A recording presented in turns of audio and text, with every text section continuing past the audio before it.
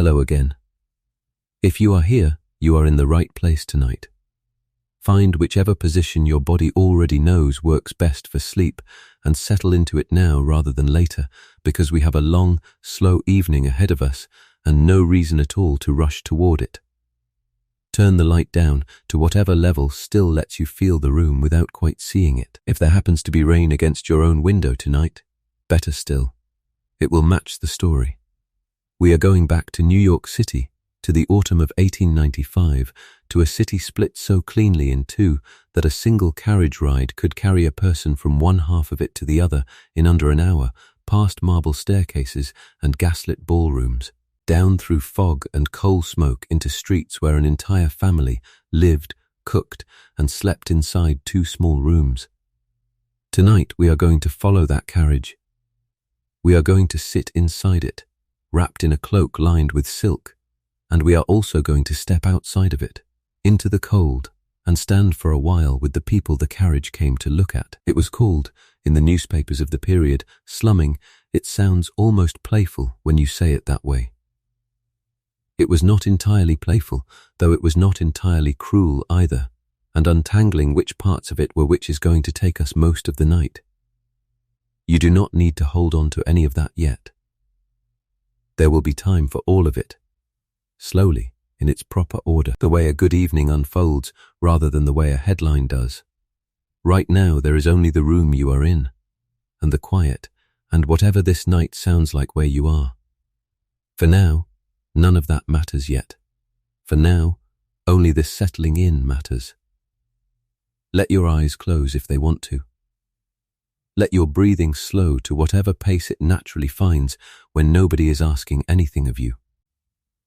I am going to do the walking tonight and the talking, and you are simply going to come along the way a passenger does, watching the city drift by outside a carriage window, warm inside, safe inside, already half asleep before the story has properly begun.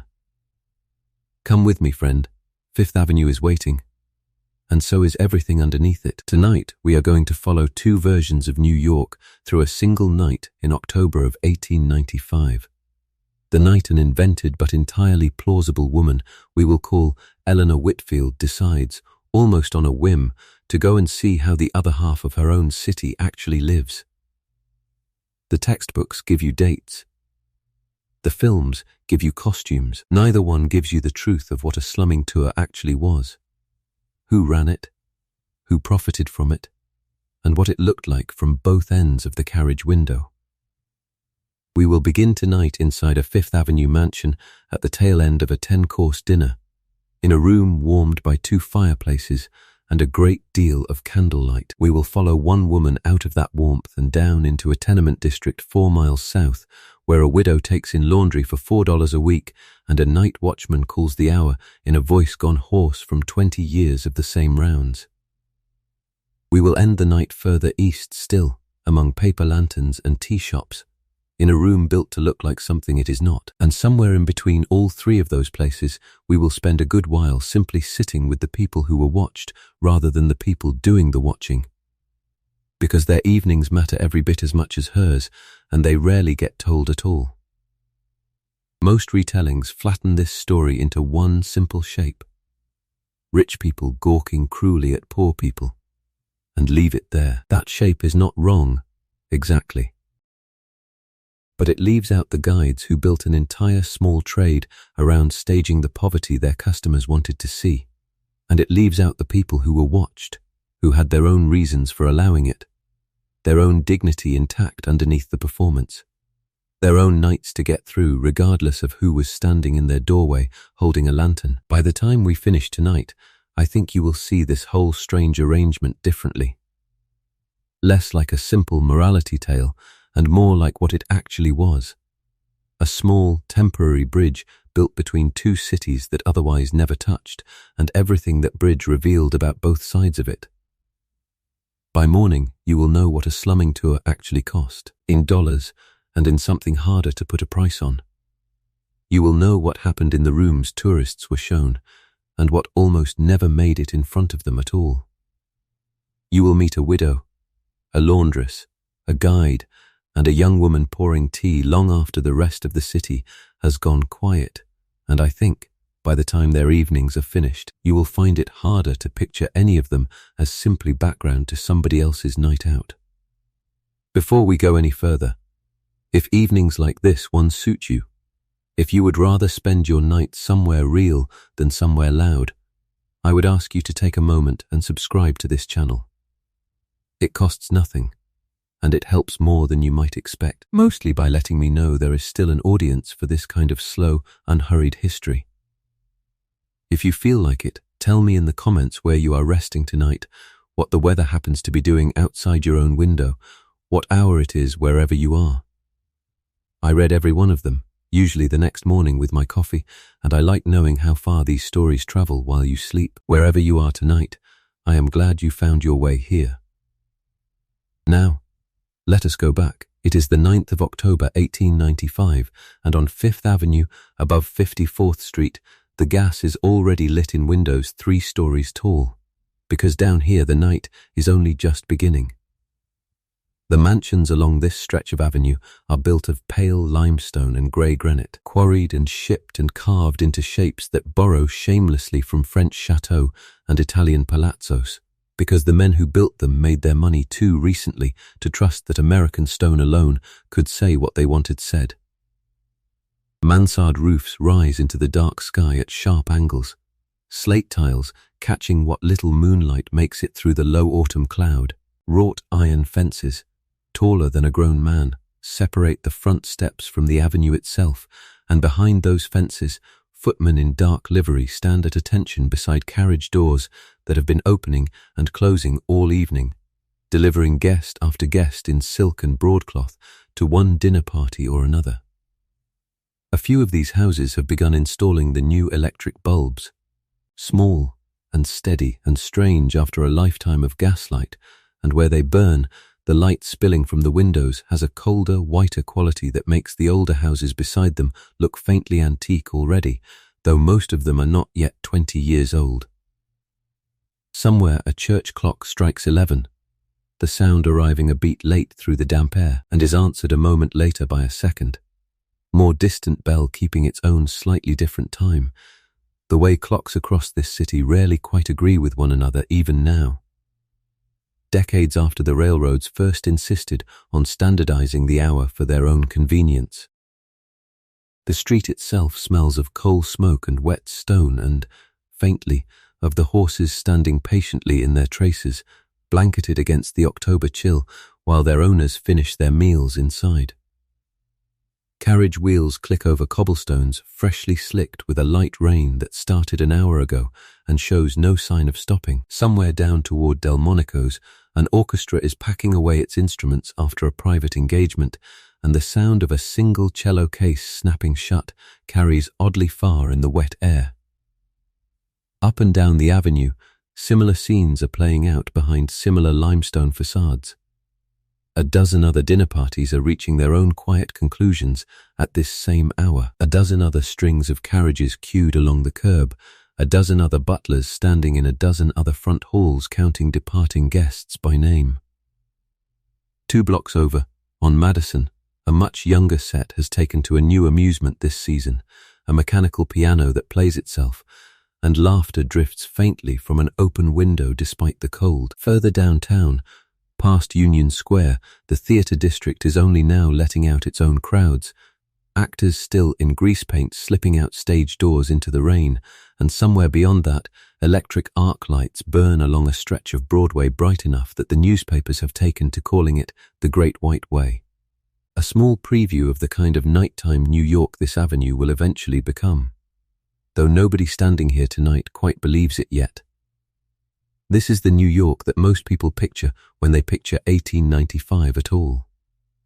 It is the New York of the so-called 400, a number invented by a society arbiter who decided that was roughly how many people could comfortably fit inside one ballroom, and therefore roughly how many people mattered. It is a world of 10-course dinners that take 3 hours to eat, of gowns ordered from Paris and altered twice before they are ever worn, of children raised largely by nurses and governesses so their parents can attend to the serious business of being seen. but 4 miles south and a little east, on the far side of a boundary that has no fence and no gate, and yet is as real as any wall in the city, a different New York is also getting on with its own version of this same evening. Here, below Houston Street, in the neighborhood, the newspapers still call 5 Points long after the actual intersection that gave it the name was paved and renamed. The streets are narrower, the gas lamps fewer and farther between, and the buildings press so close together that daylight barely reaches the ground floor even at noon. At this hour, well past dark, the amber pools cast by the street lamps only deepen the black between them. Tenement walls rise 5 and 6 stories on either side, brick gone soot dark. Laundry lines strung between fire escapes still hung with washing nobody has had time to bring in before the rain started.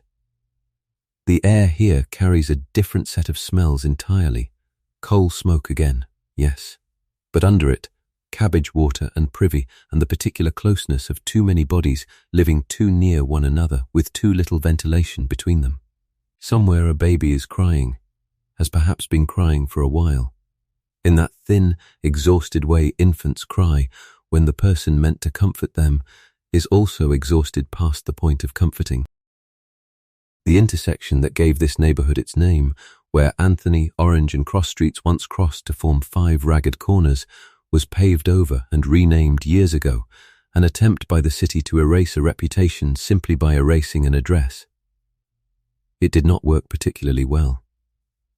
The newspapers still call the district 5 Points from habit, and the worst of it still centers on a crooked, overcrowded block the city calls Mulberry Bend, a curve in the street so notorious for crime and disease that reformers have been petitioning for years to have it torn down entirely. A building just off Baxter Street, a few doors down from where our carriage is headed tonight, would be considered a relatively decent address by the standards of the Bend itself, which says a great deal about what conditions inside the Bend actually look like. A night watchman makes his slow rounds along Mulberry Street, lantern swinging, checking doors that mostly do not lock properly, calling out the hour in a voice gone hoarse from 20 years of the same rounds. Somewhere behind him, unseen and unthanked, a street sweeper works a cart through the worst of the gutter muck before the morning traffic arrives. A job the city pays almost nothing for and assigns almost entirely to men nobody else will hire. Somewhere among these blocks, the old cathedral on Mott Street keeps its bell largely silent at this hour, though by daylight it rings over a parish that has served wave after wave of the city's newest arrivals. Irish first, then increasingly Italian in these more recent years, each group climbing a little further up the city's ladder before making room, in these same tenements, for whoever comes next. The building itself is older than most of the mansions on Fifth Avenue, a fact almost nobody riding south tonight in a closed carriage will think to consider. The economics of this contrast are worth pausing over, because they are not abstract. A skilled tradesman in New York in 1895 might earn $12 to $15 in a good week. An unskilled laborer considerably less, often 6 or 7, and women doing piecework in the garment trade, sewing shirtwaists or finishing coats by candlelight after the daylight through the window has failed, might see $3 or $4 for 6 full days of work. A loaf of bread costs about 5 cents. A quart of milk, 8. A cold water flat, 2 rooms, sometimes 3, with a shared privy in the yard or the hallway and no bath at all, rents for somewhere between $8 and $12 a month, which for a family living on $6 a week is not a small sum. It is close to half of everything they make, before food, before coal, before anything else a household needs simply to continue existing. Compare that to the cost of a single Fifth Avenue dinner party like the one just now breaking up above 54th Street. A dinner that, once the flowers and the wine and the hired musicians and the ice sculptures and the extra kitchen staff are all accounted for, might easily run past $600 or $700 for a single evening. One evening's entertainment, for perhaps 20 guests, costs more than a tenement family earns in an entire year of unbroken labor. Nobody at either end of this contrast spends much time thinking about it in these exact terms. That, in its way, is the whole story we are here to tell tonight. Above these narrow streets, an elevated railway rattles past on iron trestles at intervals through most of the night, carrying late-shift workers and the occasional reveller home from Manhattan's downtown districts. Its passing marked less by sight than by a rolling metallic thunder that shakes loose plaster from tenement ceilings a little more each year, and has long since stopped registering, for the people who live directly beneath it, as a sound worth commenting on at all. A newcomer notices it instantly, the way Eleanor will notice it tonight. Everyone else simply talks a little louder until it passes and picks the sentence back up where they left it. A little further east, and south still, past Mulberry Street, the neighborhood changes character again. Along Mott and Pell and a short, crooked lane called Doyers, red paper lanterns hang from wooden door frames, their light softer and warmer than the harsh amber of the gas lamps a block away. This is Chinatown, smaller in 1895 than it will become, home mostly to men, since the immigration laws of the past decade have made it nearly impossible for wives and families to follow the husbands and sons who came here to work. Tea kettles hum behind curtained windows. Laundries run late, steam fogging the glass long after most of the avenue above has gone dark, because a shirt that needs washing does not care what time it is. It is into this second New York, the one below Houston Street, that a certain kind of Fifth Avenue evening will soon be traveling, by carriage, in secret, or in what its participants like to imagine is secret.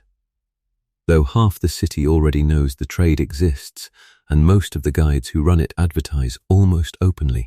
But before we follow that carriage south, let us go back inside one house on Fifth Avenue, because there is a woman finishing her dessert in there tonight, whose evening we are going to follow, hour by hour, until the sun comes up on both halves of this city at almost exactly the same pale grey moment. Her name, for the purposes of tonight, is Eleanor Whitfield, and she is 34 years old. Though she stopped mentioning her age in most company sometime around 30, the way women of her set generally do, she is, like nearly every person we will meet in this kind of composite portrait, not a single historical figure, but a plausible arrangement of many real women who lived lives very much like hers. Women whose diaries and letters and household account books survive in scattered archives, telling us what they wore, what they ate, what they worried about, and, in a few surprising cases, what they thought about an evening very much like the one we are about to spend with her. She is the wife of Charles Whitfield, a partner in a Wall Street trust company whose name appears in small respectable type near the bottom of several bank boards and one railroad's finance committee. They have been married 12 years. She wears his ring on her left hand and, on formal evenings like tonight, a diamond and pearl necklace that was his mother's before it was hers, a small weight at the base of her throat she stopped noticing years ago.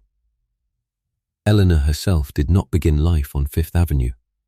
She was raised several rungs lower on this same social ladder, the daughter of a prosperous dry goods merchant whose fortune, while comfortable, would have struck most of tonight's dinner guests as modest, and her marriage to Charles 12 years ago represented, by the standards of both families, a genuine step upward, the kind of match her own mother still mentions with quiet, satisfied pride at every opportunity.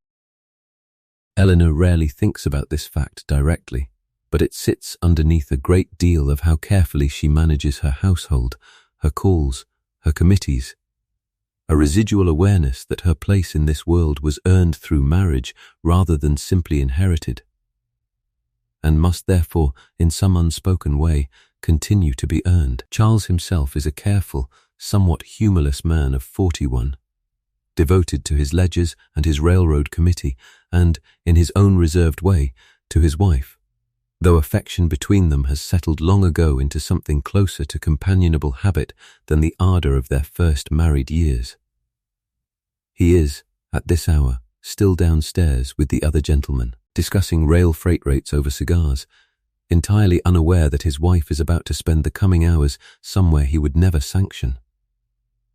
They have 2 children. Henry is 9, already away at a small preparatory school 2 mornings a week and tutored the rest, a serious boy who has recently developed an intense private interest in the mechanics of steam locomotives that his father finds faintly amusing and his mother finds, privately, rather endearing. Alice is 6, still mostly in the care of her governess, Miss Prentice. A quiet young Englishwoman, Eleanor, chose herself 3 years ago and has never once regretted choosing. Miss Prentice herself lives on the top floor of the house in a small room considerably plainer than anything belonging to the family she serves, and sends most of her own modest wages home to a widowed mother in Yorkshire, a fact Eleanor knows only because it slipped out once, briefly, during a conversation about something else entirely, and was never mentioned again by either of them. The household beyond the family numbers 11, which is by no means an unusually large staff for a house of this size on this street. There is Simmons, the butler, who has been with the family longer than the children have been alive, and who runs the house with an economy of gesture Eleanor has come to rely on more than she likes to admit. There is Mrs. Dunleavy in the kitchen, a cook of considerable skill and considerable temper, both of which Eleanor has learned to work around rather than confront. There is a lady's maid, named Odette French, by birth and by insistence, who dresses Eleanor's hair each evening with a patience that borders on the monastic. There are housemaids, a footman, a coachman named Patrick, who has driven this family's carriages for going on 9 years, and a stable boy who sleeps above the horses and whose name Eleanor is faintly embarrassed to realize she has never once asked. This is the structure her days are built inside, and it is, by any honest measure, a life of considerable ease. She does not cook. She does not clean. She does not, in any practical sense, raise her own children, though she loves them with an intensity that sometimes surprises her, arriving at odd hours, watching Alice sleep, or Henry frown over a page of Latin he does not yet know he will one day be grateful to have learned. What fills her days instead is a different kind of labor entirely, one that rarely gets named as labor at all, because it produces nothing you can hold in your hand. There are calls to pay and calls to receive, on precisely calibrated afternoons, in precisely calibrated order, because the order in which a woman calls on her acquaintances says something about where she believes each of them sits relative to her, and getting that order wrong is the kind of mistake that gets discussed for weeks. There are committees, charitable ones mostly, for the Orphan Asylum Society or the Working Girls Society, where women like Eleanor raise money for causes they rarely see up close and never with their own hands. There is correspondence, an almost endless correspondence, invitations extended and accepted, and occasionally, delicately, declined. There is the management of Simmons and Mrs. Dunleavy and Odette and all the rest, which, despite appearances, is itself a kind of full-time occupation. A constant quiet diplomacy between people who depend on each other and rarely speak plainly about it. And there is the entertaining itself, the dinners and the at-homes and the musical evenings, each one a small production requiring weeks of planning that nobody outside the house will ever see or credit. Planning Eleanor does with genuine skill, though it would never occur to her to call it a skill, only a duty. One small thing about her that has nothing to do with any of this. She reads novels, English ones mostly, later than she should, by a single lamp after Charles has gone to sleep, and she has developed over the past year a private, slightly guilty fondness for the sensational serialized fiction the respectable papers pretend not to run. Stories of disguise and secret identity and characters slipping unnoticed between social worlds that are not their own. She has never told anyone this. She suspects, correctly, that it says something about her that she is not entirely comfortable examining too closely. Tonight has been, by the standards of her calendar, an entirely ordinary evening. 10 guests for dinner, a menu Mrs. Dunleavy has been preparing since Tuesday, a new French wine Charles was eager to serve, a string quartet hired for the hour after dinner, while the gentlemen finish their cigars in the smoking room and the ladies retire to the drawing room to do what ladies retire to drawing rooms to do, which is to say, mostly to wait. The meal itself ran, as these meals do, to 10 courses in just past 3 hours, beginning with a clear turtle soup and moving, with the unhurried inevitability of a ceremony, through terrapins stewed in cream and sherry. A fish course dressed in a sauce Mrs. Dunleavy guards the recipe for, as though it were a state secret. A saddle of mutton, a canvasback duck roasted rare and carved at the sideboard by Simmons himself. A frozen orange sorbet meant only to clear the palate before the next course arrived, and finally a dessert of spun sugar and hothouse grapes that took the kitchen the better part of a day to assemble and perhaps 4 minutes to eat. Between each course the conversation turned, predictably, to the subjects that always fill a table like this one: a cousin's engagement, the state of the new opera house, a rumour about a bank across town. Nothing urgent, nothing unkind, nothing that required Eleanor's full attention, which she found herself, more than once tonight, unable to give it anyway. The dining room itself holds its heat the way these rooms are built to, heavy damask curtains drawn against the October chill, the gas turned down low enough that the room glows amber rather than bright. Candlelight doing most of the actual work of illumination along the table's length. The air carries the mingled smell of beeswax from the polished sideboard, rosewater from the finger bowls set beside each place, and the particular richness of a kitchen that has been cooking since dawn for exactly this one meal. It is, by any reasonable measure, a beautiful room to sit in, and Eleanor has sat in rooms very much like it several hundred times in her adult life, which is precisely the trouble. There is a kind of boredom that only comes from comfort maintained without interruption for years on end, a restlessness with no obvious cause and no obvious cure, and Eleanor has felt it building in her, quietly, for longer than she has been willing to admit even to herself. The etiquette that governs an evening like this one, who speaks to whom, in what order, about which subjects, is not oppressive exactly, but it is exact, a kind of suffocation so gentle and so familiar that most of the people wearing it no longer notice it as a weight at all. It is during that waiting, tonight, once the gentlemen have withdrawn and the ladies have settled into the drawing room with their coffee, that the evening turns into something else. Her friend Adelaide Pierce, seated beside her on the drawing room settee, leans in with the restless energy of a woman who has grown thoroughly, dangerously bored of her own comfortable life, and asks Eleanor whether she has heard about the tours. Eleanor has heard about the tours. Everyone, by this point in 1895, has heard about the tours, in the vague, half-scandalized way one hears about things one is not quite meant to discuss directly. Guided excursions, arranged for a fee, down into the tenement districts and the Chinese Quarter, to see, in the words one hears whispered at exactly this kind of party, how the other half actually lives. Adelaide has arranged one for tonight. A guide is waiting 3 blocks away, discreetly, with a closed carriage that bears no family crest.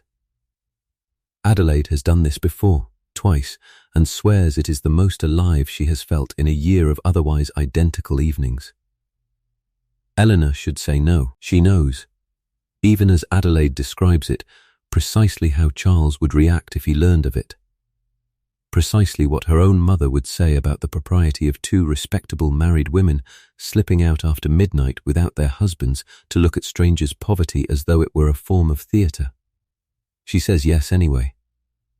It is nearly 11 o'clock. Upstairs, Henry and Alice are long since asleep, and the small leather notebook on Eleanor's writing desk, the one Simmons fills in each morning with tomorrow's obligations, already lists a 10 o'clock committee meeting for the Orphan Asylum Society, an afternoon of calls, and a fitting with her dressmaker at 4.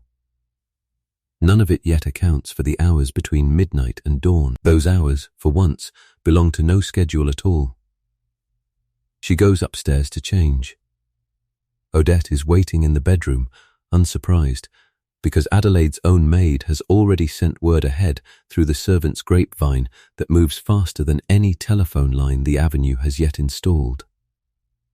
Eleanor steps out of the pale blue silk she wore to dinner, its bodice still faintly warm from the heat of the dining room, and into something considerably plainer, a dark wool dress with almost no ornament at all, the sort of thing she might wear to visit a sick relative rather than to be seen. Odette works the buttons up the back with quick, practiced fingers, saying nothing about where her mistress might be going at this hour. Because a good lady's maid in a house like this one has trained herself for years not to ask. Over the dress goes a heavy cloak, dark wool lined with a plainer silk than the one she wore downstairs, its hood deep enough to shadow her face entirely once she raises it. Odette unpins the diamond and pearl necklace from around her neck and sets it carefully back in its velvet case, because whatever Eleanor is about to do tonight, she is not fool enough to do it wearing jewelry that costs more than most of the people she is about to meet will earn in a decade. Her gloves, too, come off, replaced with a plainer, darker pair. The transformation takes perhaps 10 minutes, and at the end of it, the woman looking back from the glass is recognizably Eleanor, and yet, in the dim lamplight, recognizably no one at all. Which is, she understands without quite saying it to herself. Precisely the point. Before she goes down, Eleanor stops at the nursery door, opening it only wide enough to look in without waking anyone. Alice sleeps on her side, one arm thrown over the edge of the bed in a way that will leave it stiff by morning, and Henry lies on his back with a book of railway diagrams still open, face down, on the coverlet beside him, exactly where he fell asleep reading it. Eleanor does not go in. She simply stands in the doorway a moment, looking at the two of them, feeling the small, specific guilt of a mother about to do something she would forbid absolutely if either of these children ever proposed doing it themselves, before she closes the door as quietly as she opened it and goes down the back stairs. Downstairs, the dinner party is finally breaking up in earnest. She can hear it through the floor, the small familiar music of departure. Carriage wheels drawing up outside one after another. Footmen calling out names to summon the right vehicle. Charles's voice somewhere below, warm and slightly loud with wine, bidding a final guest good night. Nobody notices two of the ladies slip out through the side door that leads to the mews, where the family's own carriages are kept, rather than through the front hall where Charles is still shaking hands. The rain meets them the moment they step out through the mews, thin and cold, and Eleanor pulls her hood forward with a small, involuntary shiver that has nothing to do with the temperature and everything to do with the strangeness of walking her own street on foot at this hour. Past the backs of houses she has only ever seen from the front, past a row of darkened stable doors where horses shift and blow in their sleep. Adelaide takes her arm, more for company than for balance, and the two of them walk quickly, heads down, two anonymous dark shapes moving past gaslit windows where other households are only now finishing their own evenings until the shape of a closed, unmarked carriage resolves out of the rain ahead of them exactly where Adelaide promised it would be. They do not take the Whitfield carriage. Adelaide has been careful about that. Careful in the specific, practiced way of a woman who has done this twice before and learned from whatever small mistakes she made the first time. A hired vehicle is waiting a short walk away, on a side street where the family's own coachman will not see it and wonder, an unmarked, closed carriage with a driver Eleanor does not recognize and a second man already seated inside who introduces himself. Once the door has shut behind them and the horses have started forward, as Mr. Daniel Reardon. Reardon is perhaps 50, broad through the shoulders in the way of a man who spent a good portion of his life on his feet rather than behind a desk, and he explains, without being asked, that he served for 11 years on the police force downtown before finding that guiding parties like this one paid rather better and kept considerably more civilized hours. He has a low, unhurried way of talking. The voice of a man who has given this same introduction perhaps 100 times before and long ago smoothed away anything that might alarm a nervous customer. He assures the two women, before they have even asked, that they are perfectly safe, that he knows these streets as well as he knows his own parlour, that nothing will happen to them tonight that has not happened, by his own count, to several hundred respectable ladies and gentlemen before them. He lays out his rules for the evening in the same practical tone a coachman might use to describe a route. Keep the hoods up while walking. Speak quietly, if at all, and never directly to anyone they pass unless he introduces them first. Carry no jewelry, no visible money beyond what he himself will collect and distribute as needed, since a curious stranger reaching for a coin purse in the wrong doorway tends to attract exactly the kind of attention the whole arrangement is designed to avoid. Stay close, move when he moves, and trust that wherever he leads them, he has led perhaps 200 parties before them down that same stretch of pavement without incident. Adelaide nods along as though reciting something she has memorized already, which, Eleanor realizes, she likely has.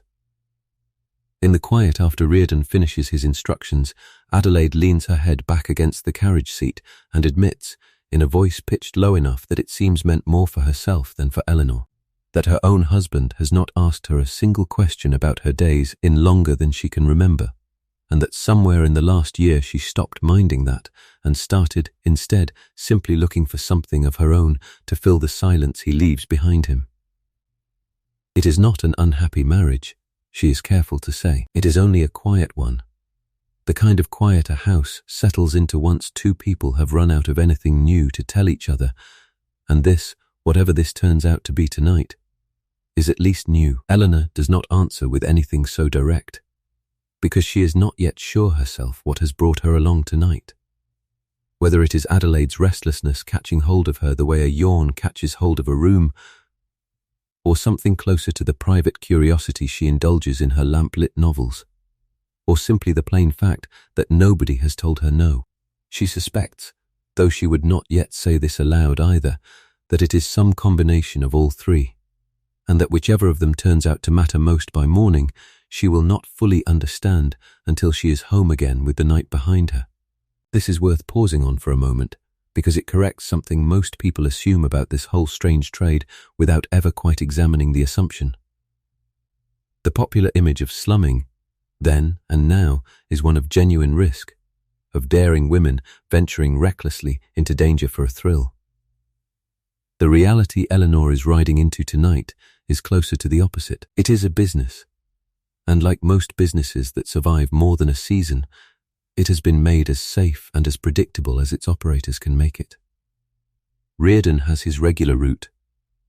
He has his regular stops, some of them arranged in advance with the very people his customers will be paying to observe. The danger Eleanor feels rising in her chest as the carriage rattles south is real enough as a feeling, but it is, in almost every practical sense, manufactured, a controlled dose of adventure sold to women who have very little of it in the rest of their carefully managed lives.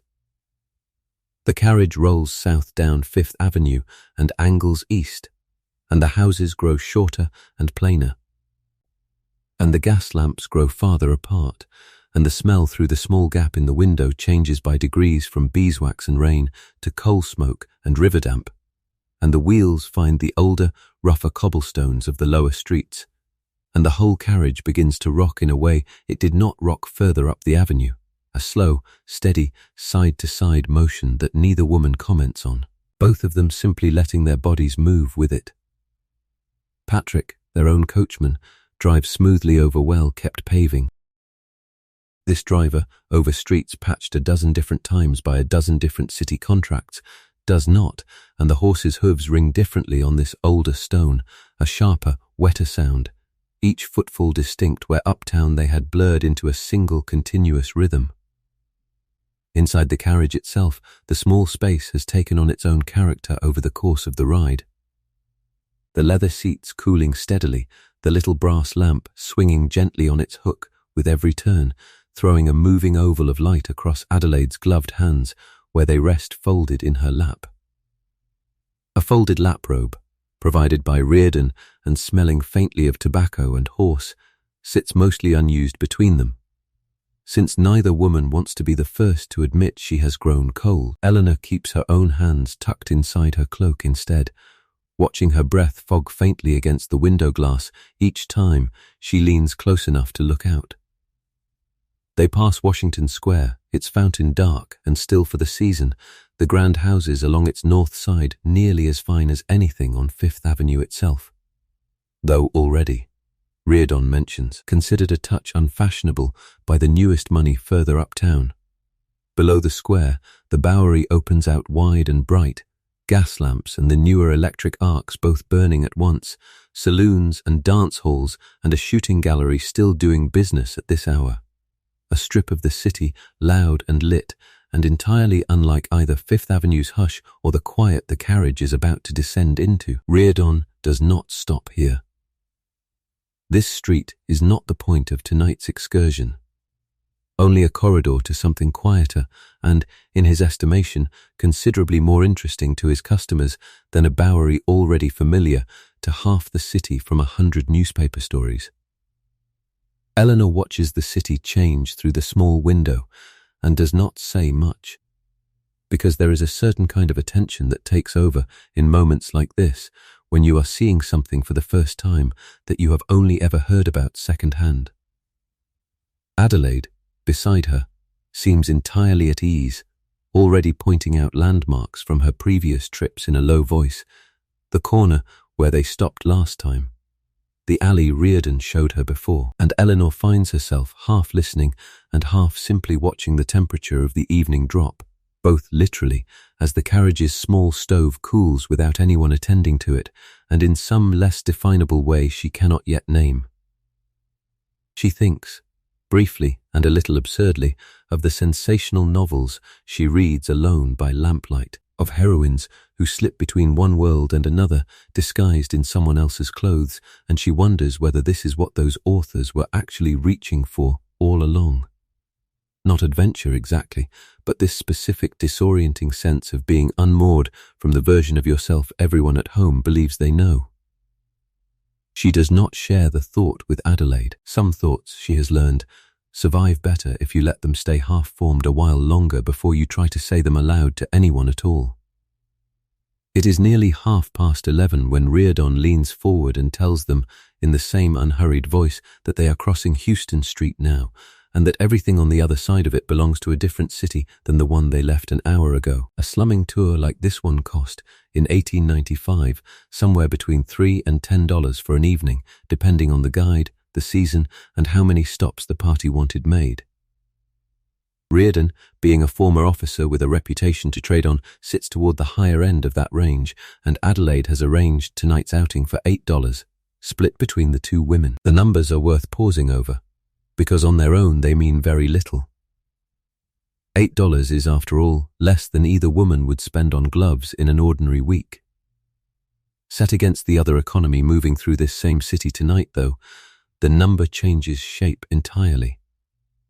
A domestic servant in a house like the Whitfields earns something between $12 and $16 a month, room and board included, which works out to perhaps $3.50 a week in actual cash.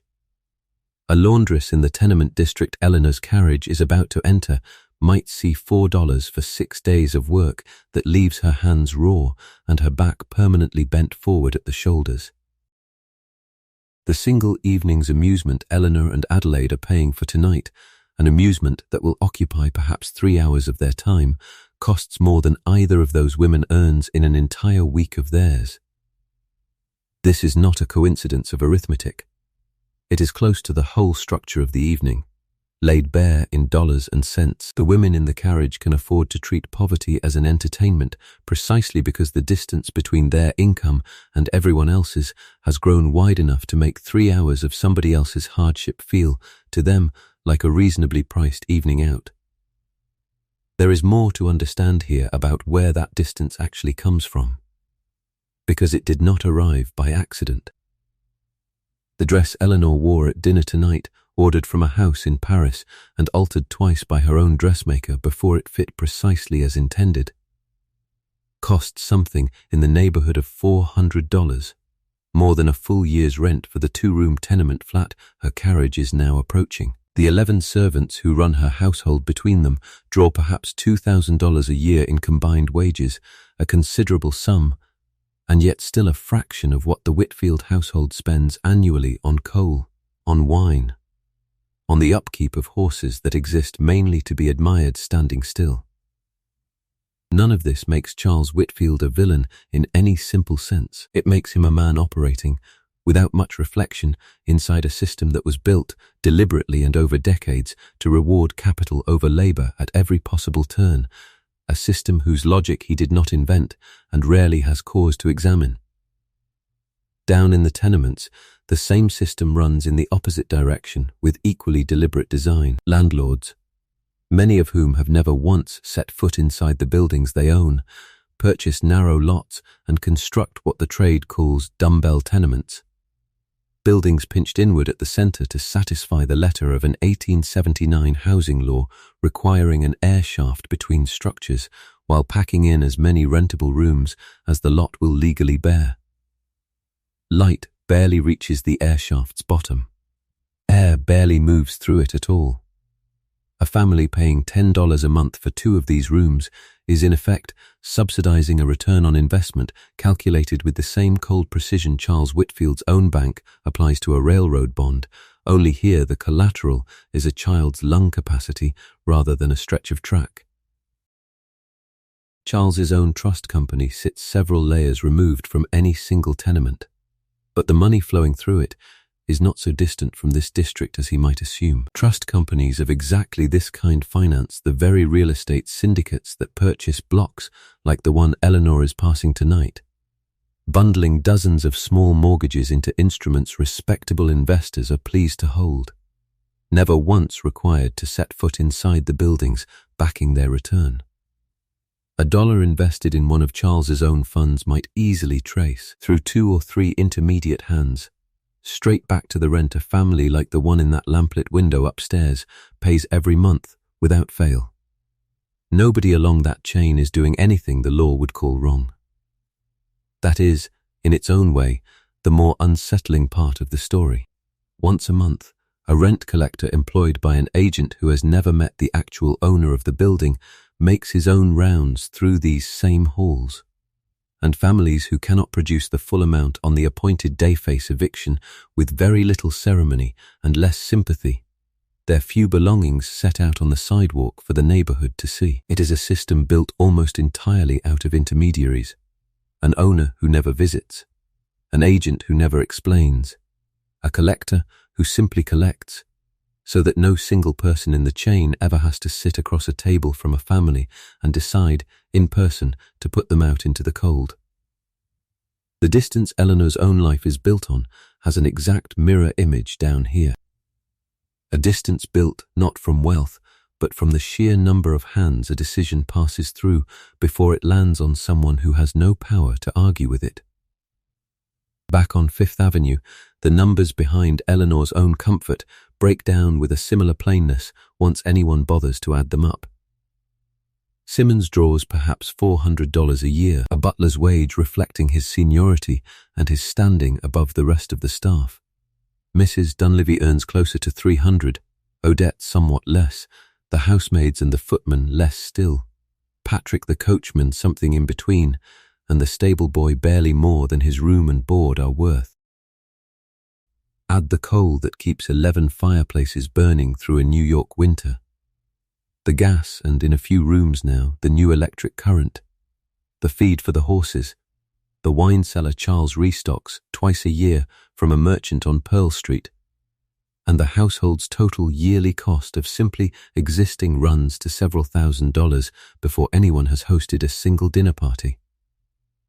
Coal alone, at roughly $5 a ton, and a household like this one burning through several tons across a hard winter, costs more some months than a laundress working 6 days a week sees in wages across an entire season of steady work. The French wine Charles served tonight, a case of it, cost something close to 2 full months of wages for a man spending his own nights clearing gutters 6 nights a week for the city. It is not an extravagant household by the standards of this avenue.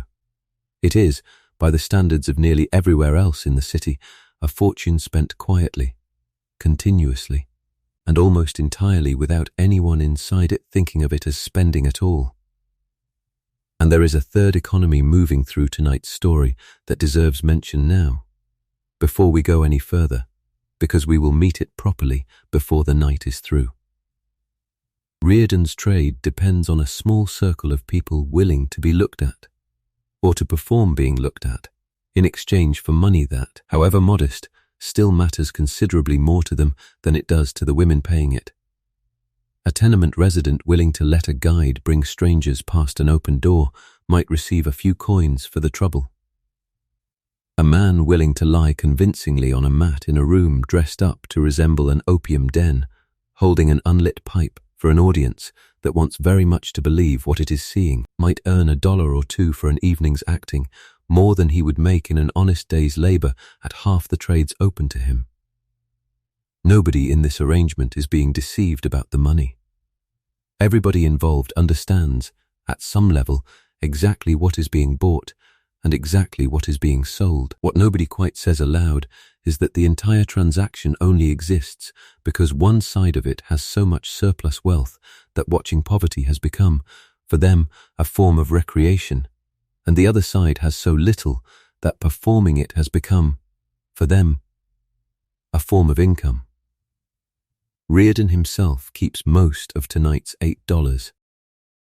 Out of it he will pay $25 to a tenement woman further along tonight's route for the use of her doorway, $1 to the man on the mat, perhaps another few coins scattered among 2 or 3 other small arrangements along tonight's route that Eleanor will never learn the details of. A nod to a shopkeeper who leaves his lamp burning late. A coin to a boy who keeps watch over the waiting carriage so nothing happens to it while the party walks the block. What remains, several dollars clear, is his for the evening.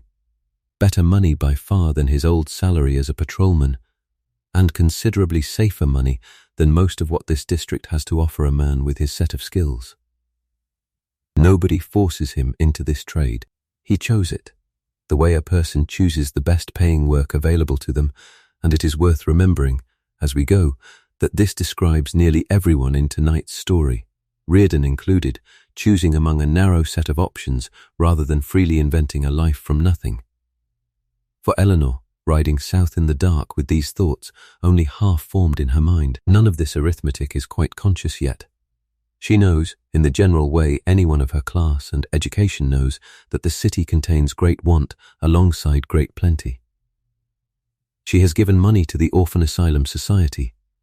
She has read Mr. Rias's book, or at least turned its pages and looked at the photographs, at a fashionable dinner party the previous winter. But knowing a thing and feeling the weight of it are different operations entirely, and tonight, for the first time in her adult life, she is about to feel it, at close range, without the comfortable distance of a photograph or a charity ledger standing between her and the fact of it. The carriage has stopped. Through the small window, Eleanor can see that the street has changed shape entirely, narrower now. The buildings taller and closer together, and Reardon is already stepping down to open the door. The cold reaches her first, before anything else does. The Whitfield dining room tonight was kept warm by 2 fireplaces and the accumulated heat of a dozen bodies and a great deal of candlelight, and the carriage itself held on to some of that warmth for most of the ride south.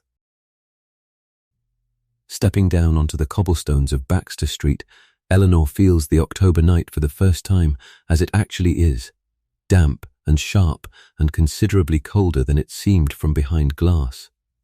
And she is glad, suddenly and without any irony at all, of the plain wool cloak Odette chose for her rather than anything prettier. Reardon leads them on foot now, the carriage waiting behind at the corner with its driver. He carries a small dark lantern, its light thin and yellow, and by that light Eleanor can see the tenement walls rising on either side, brick gone black with decades of coal soot, windows patched here and there with paper or rag where the glass has broken and never been replaced. A fire escape zigzags up the front of the nearest building, hung with laundry nobody managed to bring in before the rain, the wet garments swaying slightly though there is almost no wind tonight. Somewhere above, a window is cracked open despite the cold, because the rooms inside are hot with too many bodies and too little ventilation, and the sound that comes through it is a man coughing. A long, wet, unhurried cough that suggests it has been going on, in one form or another, for years. They pass the night watchman first, a stooped man well past 60 whom Reardon greets by name Miss Foss, and to whom he passes a coin without any ceremony at all, the way a person tips a doorman. Foss touches his cap and moves on along his rounds without breaking stride, lantern swinging, calling the hour in a voice gone hoarse from 2 decades of the same walk. He does not look twice at the 2 finely dressed women standing in the middle of his street at midnight. He has seen Reardon's parties before, more times than he could easily count, and whatever he thinks of them, he keeps to himself and to the coin in his pocket. A little further on, Reardon stops before a doorway and knocks twice.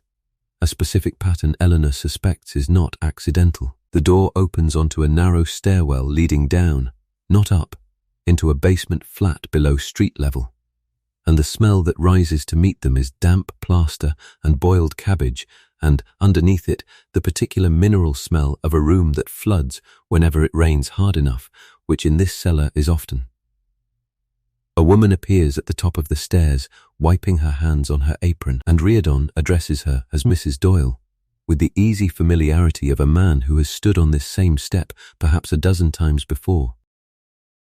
Inside, the cellar is one low room and a smaller one beyond it, the ceiling close enough that a tall man would need to stoop, lit by a single tallow candle and whatever grey light manages to reach down through a small barred window level with the street outside. Damp washing hangs from a line strung corner to corner overhead, forcing everyone who enters to duck beneath a row of shirts and stockings still hours from dry.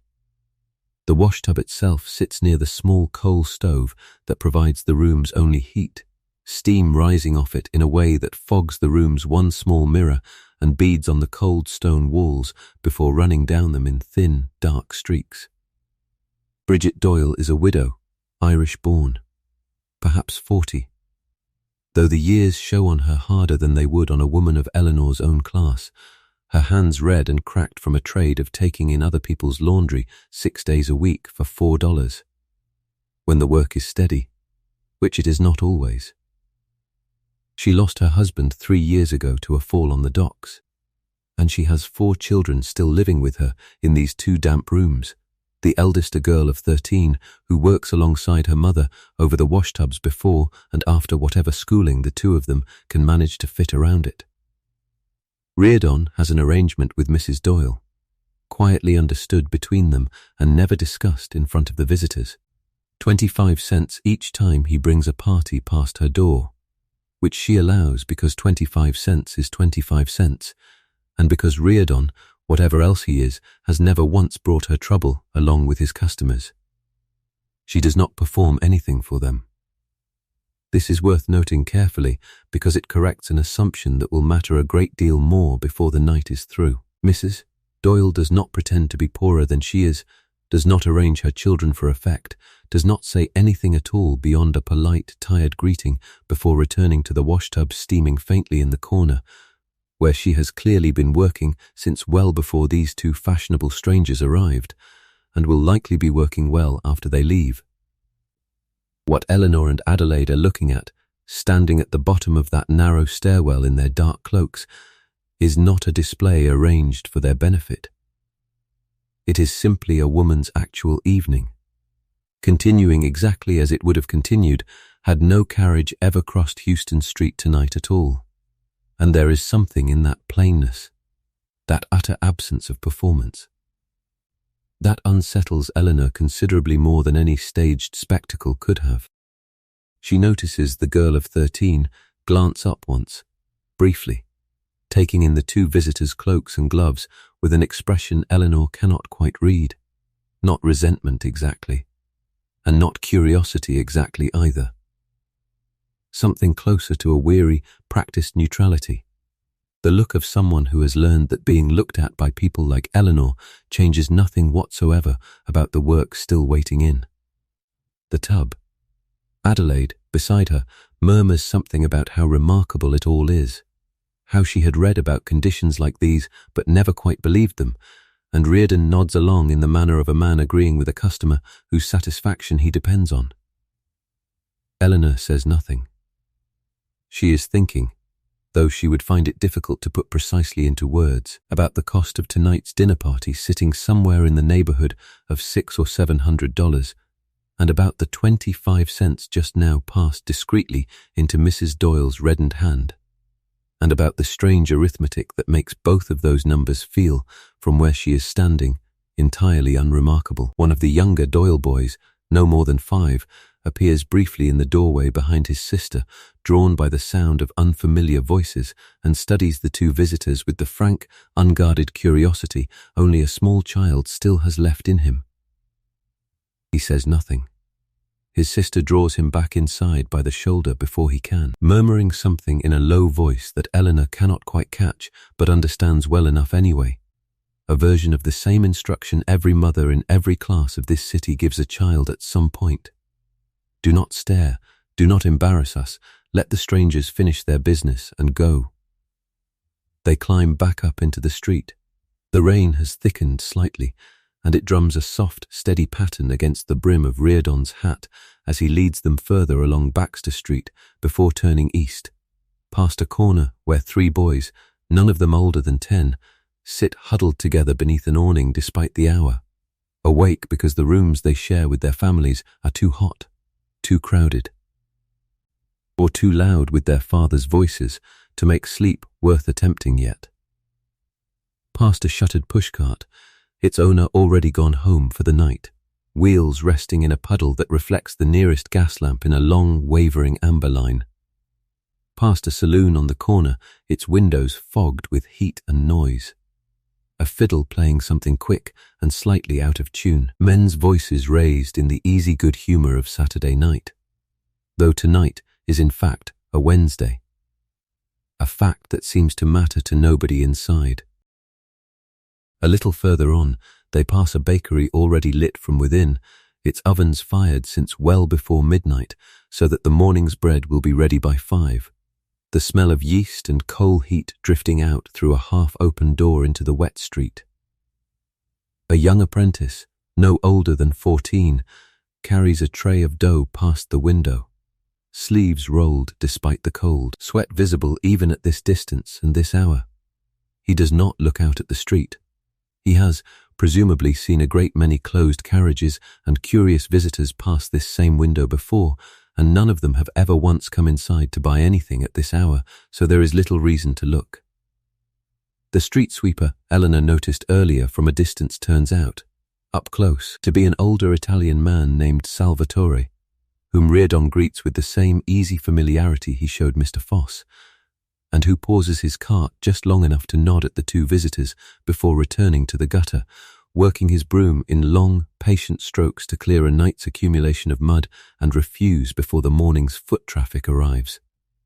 He has done this work 6 nights a week for 11 years, for wages the city considers barely worth publishing, and he does it, as far as Eleanor can tell from 30 feet away, without any visible resentment at all. Only the steady, unhurried competence of a man who has made his peace with an unglamorous trade a long time ago. Salvatore came to this country 8 years ago from a small town outside Naples, following a brother who had come before him, and written back that there was work here for anyone willing to take whatever was offered. He sends most of his wages home twice a year in careful installments toward a debt his family owes on a small plot of land, and he has calculated, more than once, on quiet nights exactly like this one, that he is perhaps 6 years from clearing it entirely. He does not know Eleanor's name, and will not think of her again after tonight. One more well-dressed shape passing through his gutter on someone else's arm, gone as quickly as it appeared. 1 floor above a shuttered grocer's shop nearby, A window stands open despite the hour and the cold, and by its lamplight Eleanor can make out an entire family, mother, father, and what looks like 3 children old enough to hold a needle, bent over a great pile of unfinished garment work spread across a table too small for the task. Finishing buttonholes and hems on coats destined for a department store far uptown that will sell them in a few weeks for considerably more than this family is being paid to make them. This is piecework, paid by the completed garment rather than the hour, which means the only way to earn enough to matter is to work as many hours as the body will permit, often past midnight, often before dawn. The entire family drafted into the effort because one pair of hands alone cannot possibly produce enough finished pieces to cover the rent. Adelaide, who has talked easily and often since the carriage first crossed Houston Street, goes quiet at this window in a way she did not go quiet at Mrs. Doyle's cellar door, and Eleanor notices it without remarking on it. Perhaps a stranger's poverty is easier to hold at arm's length when it is presented to you deliberately, framed by a guide's lantern and a guide's practiced narration, than when you simply happen upon it unstaged, 3 children bent over needlework at midnight, because nobody arranged for you to see it that way. Adelaide recovers quickly enough, falling back into her earlier easy manner within a few steps, but the pause was real, and Eleanor files it away alongside everything else she is quietly collecting tonight, without yet knowing what she intends to do with any of it. It occurs to Eleanor, watching this window from the street below, that she has spent an entire evening searching for the poverty she came to see, when it has been working steadily, visibly, all around her this whole time, never once staged for her benefit, never once pausing to be looked at, simply continuing because it has to. It is close to 1 in the morning when Reardon tells them, in the same unhurried voice he has used all evening, that there is one more stop worth making before the tour is through. Somewhere he thinks 2 respectable ladies will find considerably more colourful than a laundress's cellar. Somewhere with red lanterns and tea and, if they are lucky, a genuine opium den. Now, the trade Reardon practices, and the world of rules he and his customers are moving through tonight, deserve their own unhurried explanation before we follow him any further. Men like Reardon were, by 1895, a recognized and faintly respectable feature of New York nightlife, enough so that some of them advertised in the very newspapers that occasionally editorialized against the practice. Many, like him, were former police officers, which gave them 2 things a customer valued highly: a genuine knowledge of which streets were safe to walk after dark, and a badge of authority that made both the tenement residents and the local toughs inclined to leave his parties alone. The most famous of these guides, a Bowery character who called himself the mayor of Chinatown and built a small career out of leading exactly this sort of party through Mott and Pell streets, was known to charge visiting parties a flat fee and separately arrange the evening's more dramatic sights well in advance, a practice Reardon has clearly learned from, whether he ever met the man or simply absorbed the method second-hand.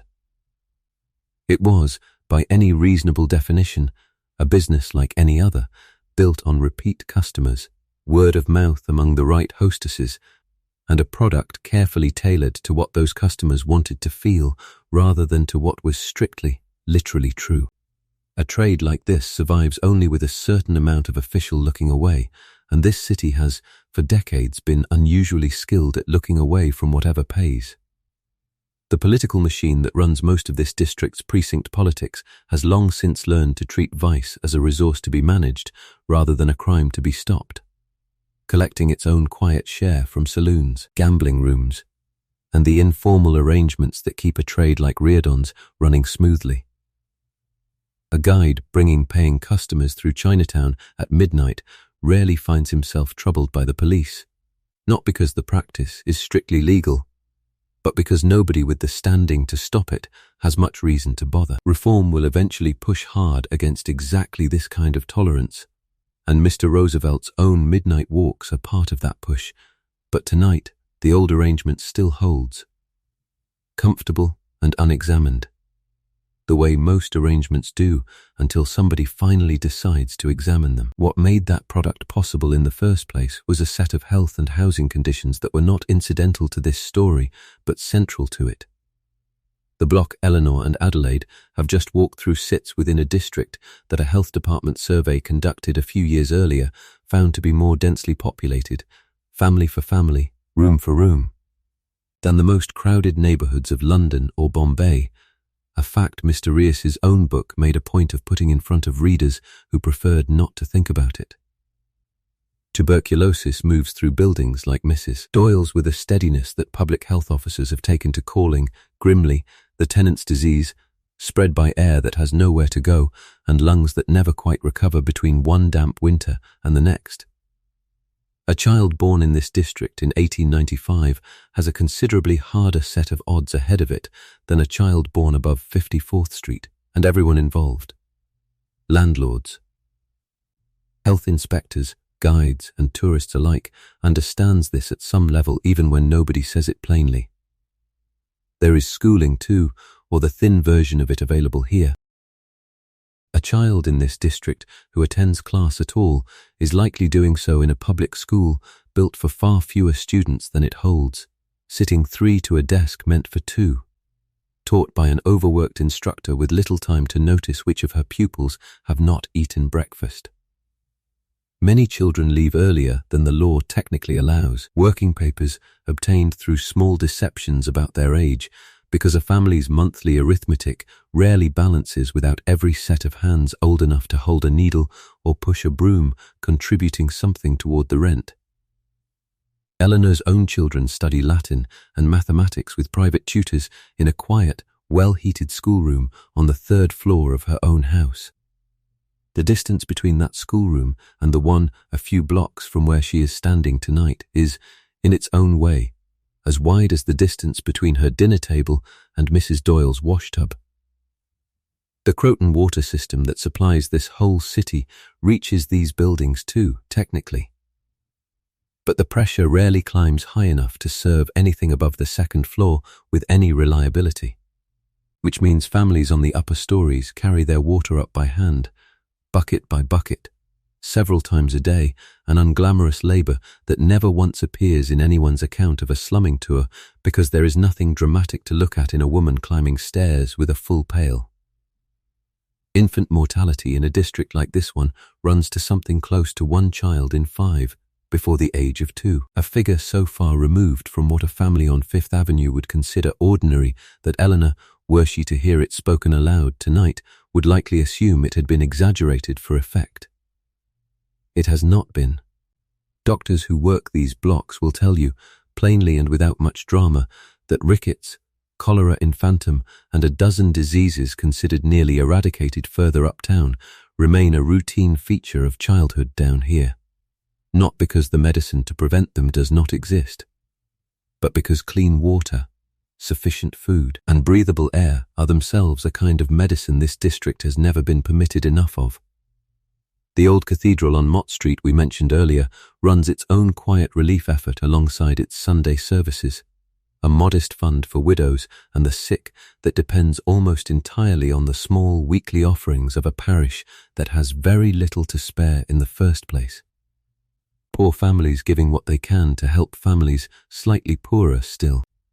It is a smaller, plainer version of the charitable work Eleanor performs through the Orphan Asylum Society, minus the printed programs and the fashionable luncheons, and it likely does at least as much practical good, delivered by people who live inside the same walls as those they are helping, rather than visiting them once a season from several miles away. There is a second set of rules worth understanding alongside the health of the district, and these concern Eleanor herself rather than anyone she has met tonight. The newspapers that occasionally editorialize against Reardon's trade reserve a particular disapproval for the women who take it, more than the men, describing them in terms that hover somewhere between scandal and pity. Ladies who have apparently grown so idle in their comfort that watching genuine hardship has become a form of amusement. There is something to that criticism, and Eleanor would likely admit as much if pressed.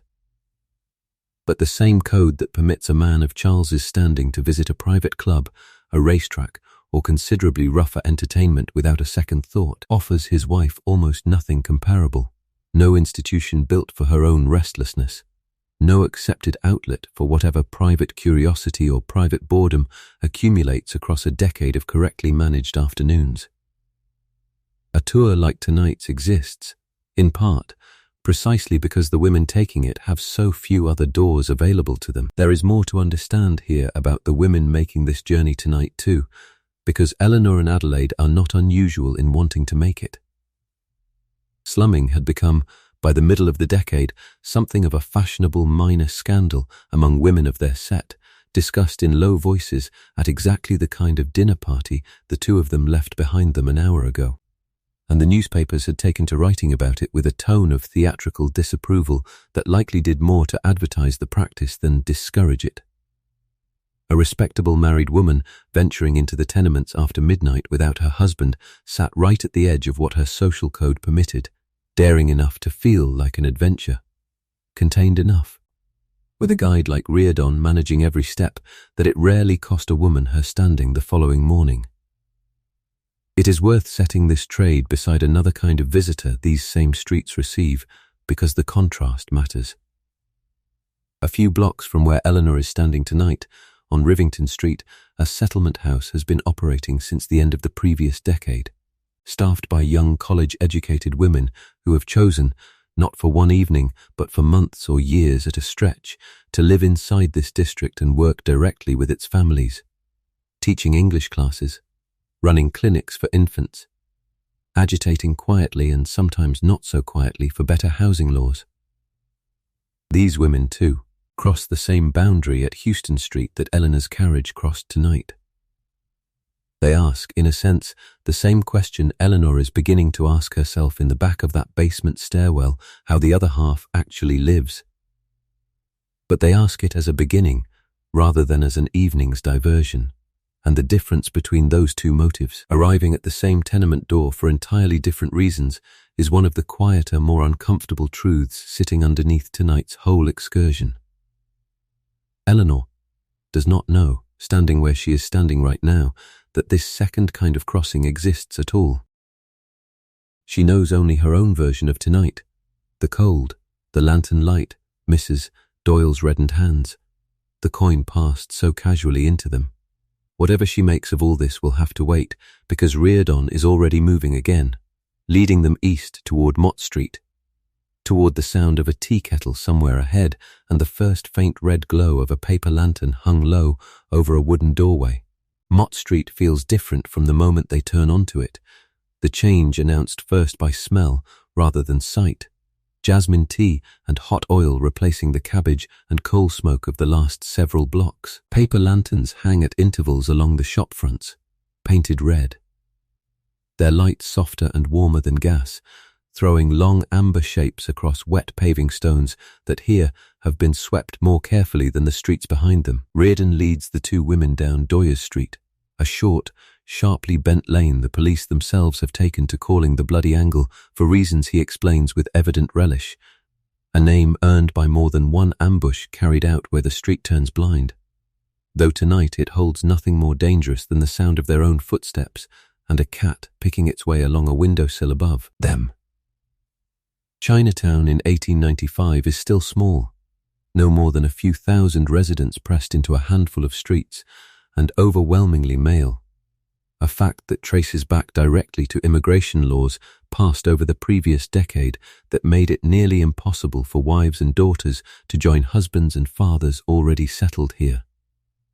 Whole lives are being lived out in this small district by men who have not seen their families in 10 or 15 years and, under the current laws, have little reasonable prospect of doing so again. Reardon does not dwell on this. It is not the part of the evening his customers have paid to hear about. Reardon pauses at the corner just before Doyers Street bends out of sight and exchanges a brief word and what looks like a folded bill with a man standing quietly near a doorway who nods once and steps back to let the party pass. It is a small transaction, over almost before Eleanor registers it happened, a toll paid to whichever local association keeps informal order along this stretch tonight. Insurance against the kind of trouble a guide's reputation alone cannot always guarantee against. Reardon offers no explanation, and Adelaide, evidently used to this small ritual from her earlier visits, does not ask for one. What he also does not mention is the quiet system of mutual aid that holds this small community together in the absence of nearly everything a family would ordinarily provide. A benevolent association, organized along lines of shared home district back across the ocean, lends money to new arrivals, settles disputes that neither side wants brought before an American court, and buries the dead when a man dies this far from anyone who might otherwise have claimed him. It is not charity in the sense the Orphan Asylum Society practices it, ladies distributing goodwill from a comfortable distance. It is closer to a second, informal government built by necessity out of people the actual government has taken considerable trouble to keep apart from their own wives and children. He brings them first into a tea shop on Pell Street, low-ceilinged and warm, thick with the smell of jasmine and tobacco smoke, where a handful of men sit at small tables playing a game with tiles Eleanor does not recognize, their conversation low and unhurried in a language that rises and falls in a music entirely unlike anything on Fifth Avenue. One of the older men glances up as the two women enter, studies them for a moment with an expression closer to mild curiosity than alarm, and returns to his tiles without comment, the way a man returns to his newspaper when someone unremarkable walks past his window. Whatever these visitors are here for, his own evening clearly has more pressing business in front of it. Behind the counter, a young woman, perhaps 19, is refilling kettles from an enormous iron pot kept always at the boil, moving between the tables with the quiet efficiency of someone who has been on her feet since well before the dinner Eleanor sat down to 7 hours ago and will likely remain on them for several hours yet. We do not know her actual name, because no ledger from a shop like this one has survived to tell us, so we will call her May. And we will allow ourselves 3 honest guesses about how she came to be standing behind that counter tonight, since the truth is almost certainly one of them. Perhaps she was born right here on Pell Street, one of the very few daughters of the very few families the exclusion laws did not manage to keep apart, and has never known any other home. Perhaps she arrived as a small child, brought over before the newer restrictions closed the door behind her, and remembers a village across the ocean, only in fragments. A smell, a sound, a grandmother's face, or perhaps, least likely but not impossible, she came alone as a young woman, one of a small handful who found a way through the law's narrow exceptions, and built this life for herself out of nothing but will and a willingness to work harder than anyone watching her tonight has ever had to work at anything. In any of these versions, she almost certainly speaks better English than most of the men she serves tonight, having grown up, in one way or another, closer to it than they did, and she almost certainly does the shop's accounts as well as its tea, since the man who owns it trusts her arithmetic more than his own. None of this will ever appear on any ledger or in any newspaper. It exists only here, in the small, unrecorded competence of a woman keeping a tea shop running smoothly at 2 in the morning. A fact the 2 visitors currently warming themselves by her kettle will never think to ask about. Whichever of these is closest to true, her evening tonight has already run 16 hours, and it will run several more before she sleeps. Because the tea shop stays open as long as there are customers willing to pay for a hot cup and a warm room to sit in, and on a night this cold and this wet, there are a great many of them. She does not look up at Eleanor and Adelaide for more than a moment. 2 more fashionably dressed women passing through on Reardon's arm are, by now, simply part of the furniture of her evening. No more remarkable to her than the kettle in her hand. Between one table and the next, for perhaps 3 seconds, she pauses long enough to hold her own reddened hands near the kettle's steam, warming them the way anyone does after too many hours handling cold cups and colder coins, a small private comfort she takes without breaking stride, without anyone at the tables around her seeming to notice it happened at all. It is the only moment all evening in which she appears to be doing something for herself rather than for a customer, and it lasts as long as it takes to refill the pot in her other hand. It is what waits behind the curtained doorway at the back of the shop that Reardon has actually brought them here to see. He leads them through into a small back room lit by a single low lamp, its flame turned down until the light barely reaches the corners.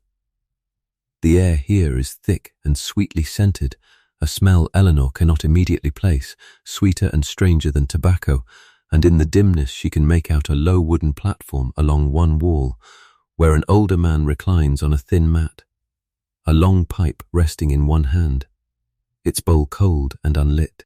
He does not move much as they enter, offering only a slow glance toward the doorway and back, the practiced economy of a man who has performed this exact small scene for a great many visitors before tonight, and understands precisely how much motion the moment calls for and no more. This room, we should say plainly and calmly, is not what it appears to be, and understanding that changes nothing about how quiet and strange and faintly sad it feels to stand inside it. Genuine opium dens exist in this district, tucked away in rooms far less convenient for a guide to reach and considerably less willing to admit strangers holding lanterns. What Reardon's customers actually pay to see is a careful arrangement between himself and a man willing to lie still on that platform for an hour or two each night, holding an unlit pipe, breathing in air scented with a sweetish herb mixture that resembles the real thing closely enough to satisfy an audience that has, in truth, no clear idea what the real thing smells like at all. The old man on the mat earns, for this small performance, something close to $1 an evening, considerably better wages than most of the honest work open to a man his age in this neighborhood, and he performs it with the same quiet professionalism Mrs. Doyle brought to her washtub an hour ago. Neither ashamed of the arrangement nor especially invested in it, simply a way of getting through a week that, like everyone else's tonight, has to be gotten through somehow. Reardon, standing just inside the doorway, offers his customers a story to go along with the sight.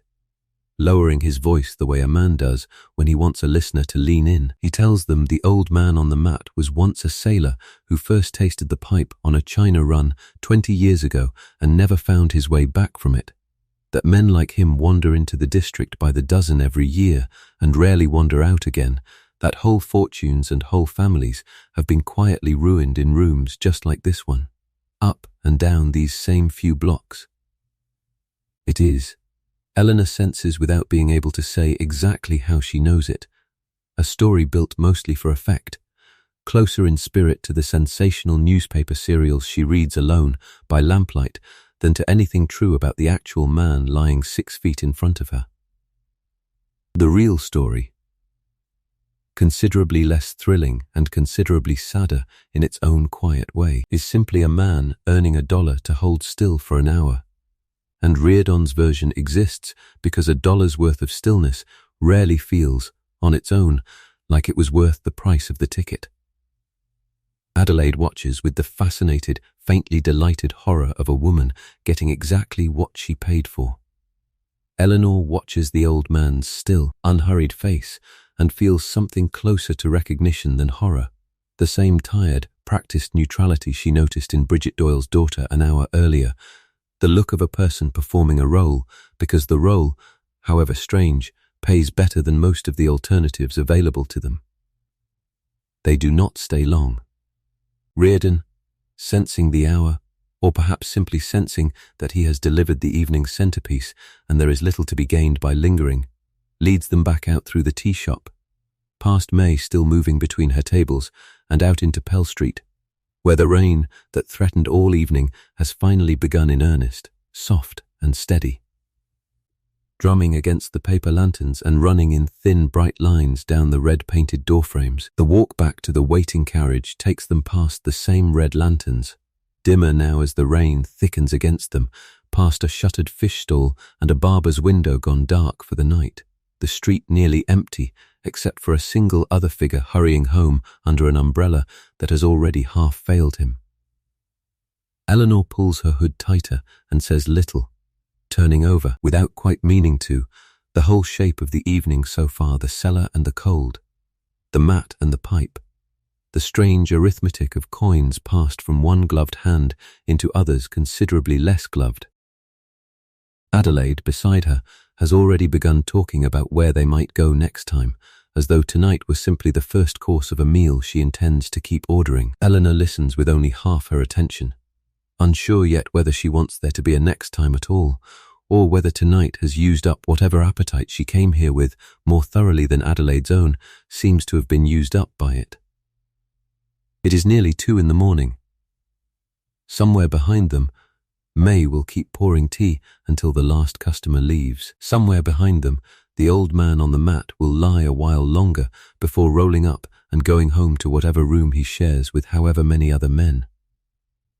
And somewhere ahead of them, north along streets Eleanor has travelled 1,000 times without ever once seeing them the way she is seeing them tonight.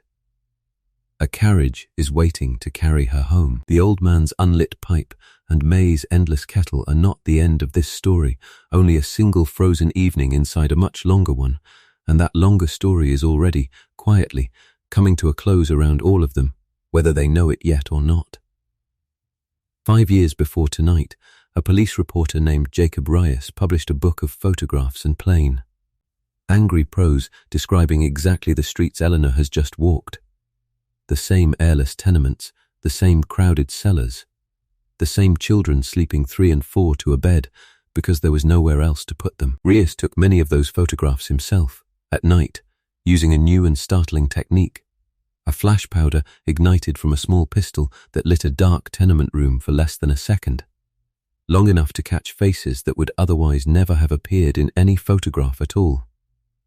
Families blinking awake in their own beds, terrified by the sudden explosion of light, unable to understand why a stranger had come to set off gunpowder in their bedroom in the middle of the night. It was its own strange, uncomfortable cousin of the very trade Eleanor is riding home from tonight, another well-meaning stranger from another part of the city entering a home uninvited to look closely at a poverty its own residents had never asked to have looked at, though this stranger's purpose, unlike Reardon's, was to force the rest of the city to look as well. His book found its way into precisely the kind of drawing room Eleanor left behind her a few hours ago, passed around at exactly the sort of dinner party her own tonight resembled, admired, discussed, and for a great many of its readers, closed again without changing very much about how they lived the following morning. But not for everyone. A reform mayor named William Strong took office in New York earlier this same year, and the young police commissioner he appointed, a restless, energetic man named Theodore Roosevelt, has made something of a public habit of walking these same streets himself at 2 and 3 in the morning, cloaked and disguised well enough that his own patrolmen rarely recognize him, checking whether the officers assigned to these blocks are actually walking their beats or simply sleeping them away in some doorway out of the rain. The newspapers have taken to calling these excursions his midnight rambles, and they are, in their way, a slumming tour turned entirely inside out. A wealthy man from this same Fifth Avenue world descending into these same streets, not to be entertained by what he finds, but to hold his own institutions accountable for it. Within 2 years of tonight, the worst of Mulberry Bend itself, the twisting, notorious heart of this district that Rees's photographs made infamous across the country, will be condemned and demolished entirely, its buildings torn down to make way for a public park. The first deliberate act of slum clearance the city has ever undertaken on this scale. It will not solve poverty. It will simply move it, in the way that such projects nearly always do, pushing families like the Doyles a few blocks further east or north to start the same arrangement over again in a different set of narrow rooms. But it will mark something real nonetheless, a shift in what the city is willing to admit about itself, a grudging acknowledgement that the conditions Eleanor toured tonight as entertainment were also, undeniably, a public emergency. The park itself will be designed by men who have never lived a single night in the buildings they are clearing away, landscaped with lawns and paths meant to civilize the ground beneath them, and it will do some real good, giving children who once played in a fetid, crowded alley somewhere open and clean to run instead. It will also do nothing whatsoever for the families displaced to make room for it, whose new addresses simply become the next generation's Mulberry Bend, crowded in their turn, photographed in their turn, eventually cleared in their turn by some later reformer certain that this time the clearing will finally solve what the last one did not. Further off still, forces are gathering that neither Eleanor nor Reardon nor anyone standing on Pell Street tonight has any real way of foreseeing. The garment workers finishing coats by lamplight in windows like the one Eleanor passed an hour ago will, within a decade or two, begin organizing themselves into unions willing to strike for shorter hours and safer conditions. A slow, uneven movement that will eventually reach all the way to state law. The same anxieties about foreign neighborhoods that make Chinatown feel, to a customer like Adelaide, like an exotic evening's entertainment are already hardening, in other rooms of the city, into a harsher political mood that will tighten immigration law rather than loosen it, making May's own community smaller and more isolated in the years just ahead rather than larger and more settled. History rarely moves in one direction only, and this small stretch of downtown streets is, tonight, standing at the exact center of several different currents pulling against each other at once.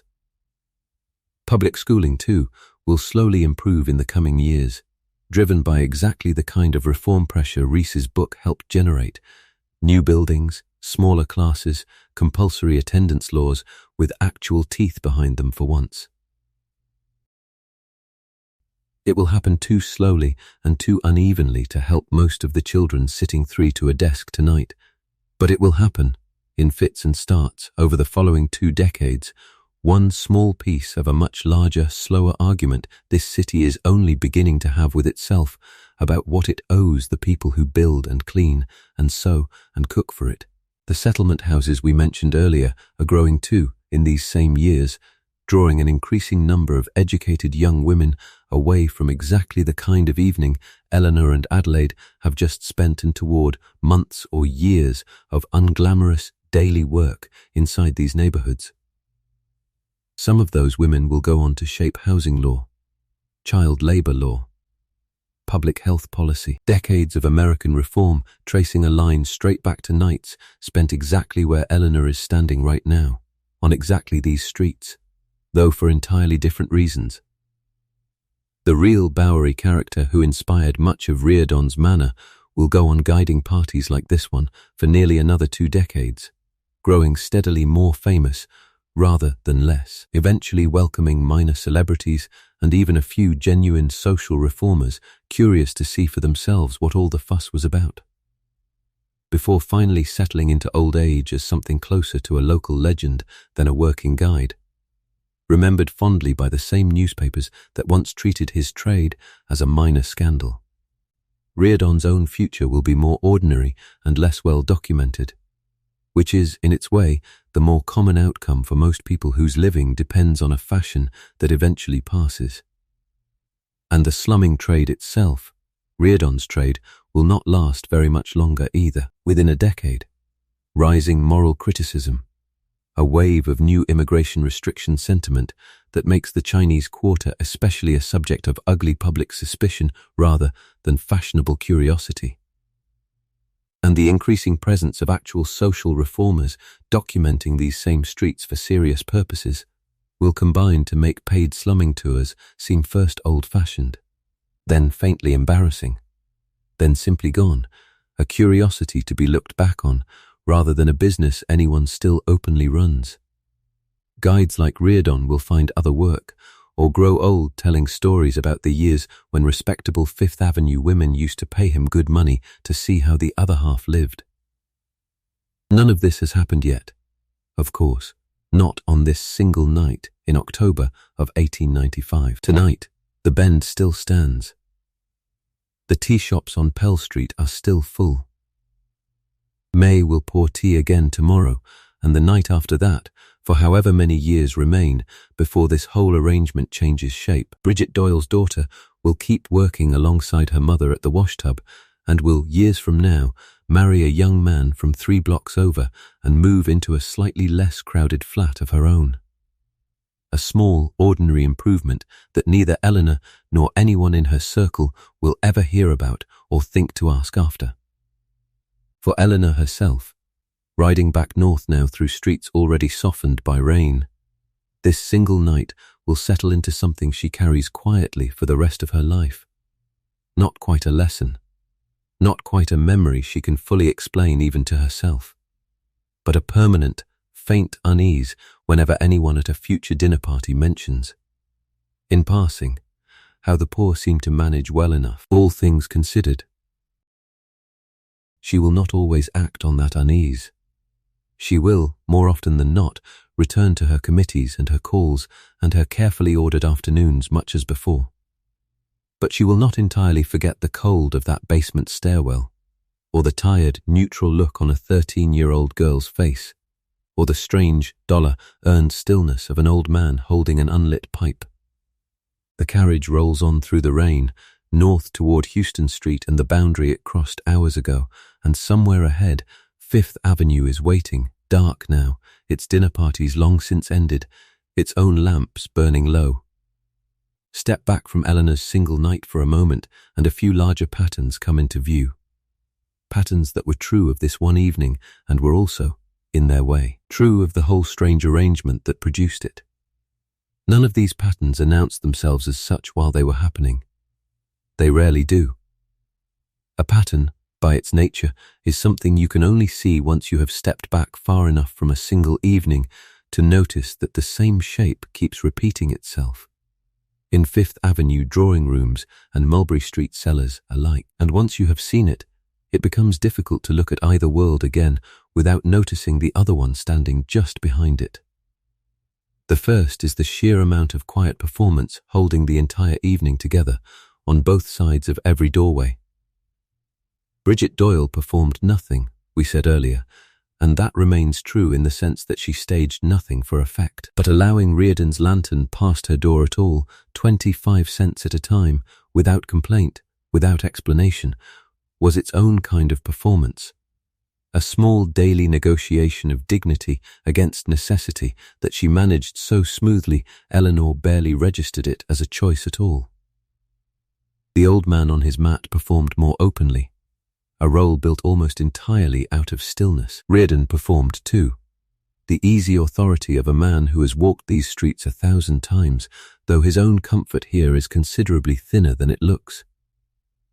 Nearly everyone Eleanor met tonight was, in some fashion, managing what a stranger was permitted to see, and nearly everyone had good reason to. The second pattern is that distance, in this story, is measured mostly in dollars, and the dollars tell a plainer truth than any of the people involved would say aloud.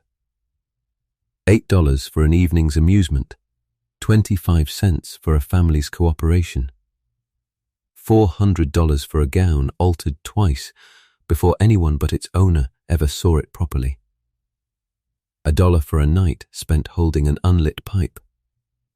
None of these figures are random, and none of them are fair in any sense a modern listener would recognize, but together they form an honest ledger of who this city has decided is worth how much. An accounting done so quietly and so consistently that nobody inside it experiences it as a decision at all, only as the ordinary shape of the world. The third pattern is the labor that made this whole night possible while remaining, throughout it, essentially invisible to the people it served. Mrs. Dunleavy, back on Fifth Avenue, spent 4 days preparing a dinner none of tonight's guests will remember by name in a week. Mr. Foss walked his rounds so that Reardon's paying customers could feel, falsely, but comfortably, that the streets were safe. May poured tea for 16 hours so that 2 women in dark cloaks could spend 15 minutes admiring the lanterns above her counter. None of this labor stopped for the tour, and none of it was noticed by the people the tour was arranged for. It simply continued underneath the evening, the way the foundation of a house continues holding up a party nobody attending ever thinks to thank it for. Salvatore swept his gutter. Miss Prentice, 3 floors above the dinner party, sat quietly with a sleeping Alice long after the last course had been cleared. The bakery apprentice carried his tray of dough past the same window whether or not anyone happened to be looking through it. None of these people were performing for an audience the way the man on the mat was. They were simply working, at an hour when the people their work supports are mostly asleep or entertaining themselves, which is, in its own way, the most common arrangement in this story, far more common than the staged theatre of Chinatown, and far less likely to be noticed for exactly that reason. The fourth pattern, perhaps the quietest of all, is how little actual contact took place across a night built entirely around looking. Eleanor spoke perhaps a dozen words to Bridget Doyle, none of them meaningful. She spoke no words at all to the old man on the mat, or to May, whose name she will never learn, having been given only Reardon's version of who these people are, rather than any version of their own choosing. Watching, tonight, stood in for knowing, at every stop along the route, and the carriage window that carried Eleanor south and home again was, in its way, present the entire evening even when she stepped outside of it. An invisible pane of glass that kept looking from ever quite becoming meeting. There is a fifth pattern worth sitting with too, one that belongs entirely to Eleanor's side of the carriage. Comfort, carried far enough for long enough, seems to manufacture its own peculiar hunger, a restlessness that has nothing to do with want and everything to do with the absence of anything left to want. Adelaide named this feeling plainly in the carriage earlier tonight. The quiet of a marriage with nothing left to say. The quiet of a calendar with nothing on it that has not already happened 100 times before. It is a strange, almost unbelievable thing to set beside Mrs. Doyle's $4 a week, or May's 16-hour night, and yet it is exactly this restlessness, this surplus of comfort with nowhere left to spend itself, that put Eleanor in that carriage in the first place. Real hunger built the tenements. A different, softer kind of hunger built the demand to go and look at them. And the last pattern worth naming is the gap between what people like Mrs. Doyle and May were plainly capable of and what the arrangements around them actually permitted. May could read and calculate and manage a room of customers with more grace than most society hostesses Eleanor knows personally. Yet the law that kept her family divided by an ocean and the narrow economy of Mott Street permitted her only a life behind that counter. Mrs. Doyle raised 4 children alone on $4 a week with a competence that would have astonished the men who run Charles Whitfield's bank. Yet nothing in her circumstances would ever let that competence be recognized as anything other than an unremarkable feature of poverty. Capability in this story was never really the scarce resource. Permission was. Taken together, these patterns describe something larger than one carriage ride through one October night. They describe a city that had built, without quite meaning to, an entire second economy out of the distance between its own halves. An economy where wealth could purchase the sensation of understanding without ever requiring the harder, slower work of actual understanding, and where poverty, denied nearly everything else, could still occasionally sell a version of itself back to the people who had caused it for 25 cents or $1 or whatever the evening's fee happened to be. It is worth saying, too, that none of this ended with 1895. The carriages and the guides themselves went away within a generation, but the underlying impulse, the wish to visit hardship briefly and return home from it safely, has never fully disappeared from any wealthy society, only changed its costume. It shows up wherever comfort grows large enough to feel restless with itself, and it will likely keep showing up, in one shape or another, for as long as cities keep building 2 such different kinds of evening within a few miles of one another. None of this makes Eleanor a monster, and it would be a mistake, I think, to close tonight's story with her cast as one. She is, in the end, simply a woman who noticed her own life had grown too comfortable to feel entirely real, and who went looking, clumsily and at someone else's expense, for evidence that the world was still larger and stranger and more difficult than her own drawing room had led her to believe. That she found this evidence in the wrong place, at the wrong price, purchased from people who had very little say in the transaction, is the tragedy sitting quietly underneath an otherwise ordinary October night. It is worth remembering, too, before we close the evening entirely, that Bridget Doyle and May and the old man on the mat were never simply background to Eleanor's discovery.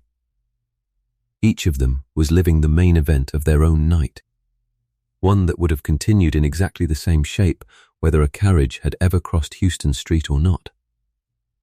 The carriage recrosses Houston Street a little after 3, and this time nobody announces it.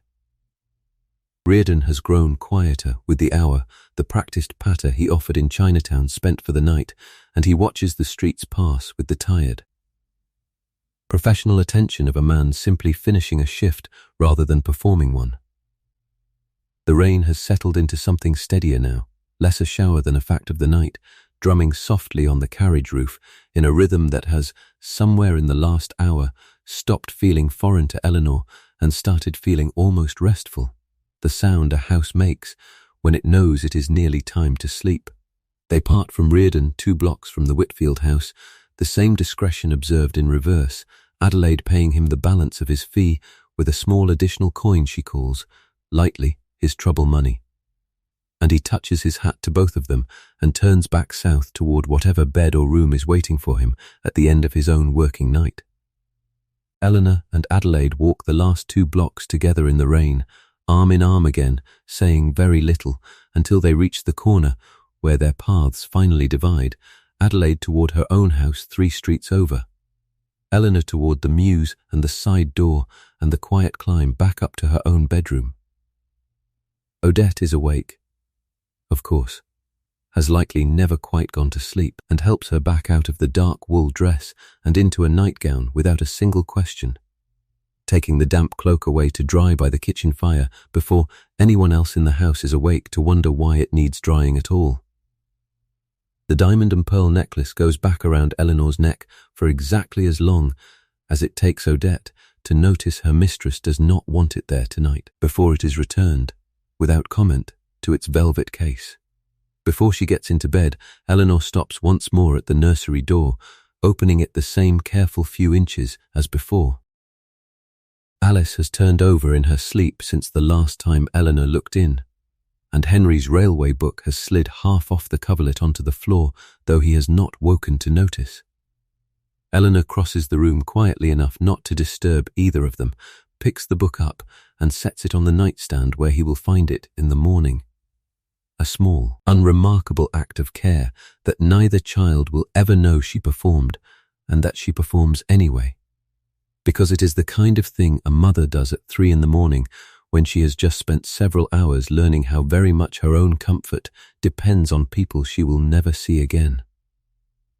Charles is already deeply asleep when she finally slips into their own bed, one arm thrown across his side of the mattress in the unguarded way he sleeps only when he believes himself entirely alone in it. He does not stir.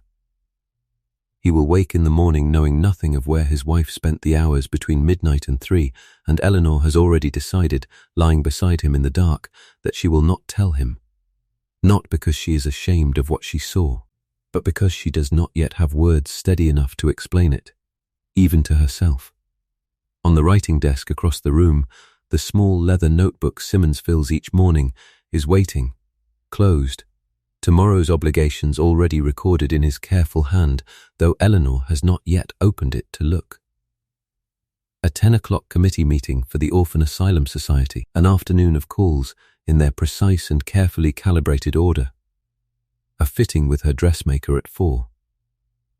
The day that begins in a few short hours will resemble, in nearly every visible respect, the day that just ended, and Eleanor already knows, lying here in the dark, that she will attend every one of tomorrow's obligations exactly as scheduled, exactly as though tonight had never happened at all. Perhaps at the Orphan Asylum Society meeting tomorrow morning, she will find herself listening a little more carefully than usual when the treasurer reads out this quarter's expenditures. Perhaps she will not. She genuinely does not know yet, lying here with the rain still tapping softly at the window, which version of herself will wake up in a few hours and pick tomorrow's version of today back up where it left off. 4 miles south, in a basement flat off Baxter Street, Bridget Doyle has finally banked the fire for what remains of the night, her 4 children asleep in the room's single larger bed, while she takes what rest she can on a narrow cot beside the washtub. Because the laundry due back to its owners by Friday will not finish itself, and she is already calculating, half asleep, how many hours remain before she must be at it again. On Pell Street, May has closed the tea shop's front door at last. The last customer gone home through the rain, and she will sleep for perhaps 4 hours before the ovens and the kettles and the 16 hours of tomorrow begin again exactly on schedule. The old man who held an unlit pipe for $1 has gone home to a room he shares with 5 other men, and is, by now, genuinely and simply asleep, no performance required of him until tomorrow night. Salvatore has finished his stretch of gutter and gone home to a small room above a stable where he will sleep 4 hours before starting the same round again tomorrow, 6 months closer, by his own careful count, to clearing his family's small debt back in Italy. Reardon, his own night's work finally finished, counts tonight's earnings once by lamplight before setting them aside and going to sleep himself, already turning over in the unhurried way of a man planning his week. Which night this coming Friday or Saturday might bring him his next paying party. Under the same rain, across the same dark sky. Every one of these households is extinguishing its lamps within an hour or so of every other, rich and poor alike, though none of them will ever compare notes on the hour or the rain or the quality of the quiet that follows. Fifth Avenue goes dark at 3. Baxter Street was largely dark already. Pell Street's red lanterns gutter out one by one as their oil runs low. The city, for a few hours, stops sorting itself into halves at all, and simply sleeps, the way any city does, indifferent for once to who is on which side of which boundary. I do not know, my friend, exactly what Eleanor did with what she learned that October night. Whether it changed anything real in how she lived, or whether it settled quietly into the back of her mind the way most difficult evenings eventually do, remembered but not acted upon. I suspect, honestly, it was some of both, the way it usually is for most of us, faced with a truth too large to fully carry and too real to fully set down again. But I hope, wherever you are tonight, that some small version of her evening has found its way into yours. Not the cold or the coins or the strange arithmetic of it. Only the quiet willingness to imagine, for a little while, a life considerably different from your own. The rain is still falling on Fifth Avenue, and on Baxter Street, and on Pell Street, all at once, the whole indifferent city gone soft and dark and briefly, blessedly equal beneath it. The last lamps are going out now, one by one, in houses grand and narrow alike. Whatever tomorrow asks of any of them, it can wait a few hours longer. For tonight, everyone sleeps, sleep well too, wherever this finds you.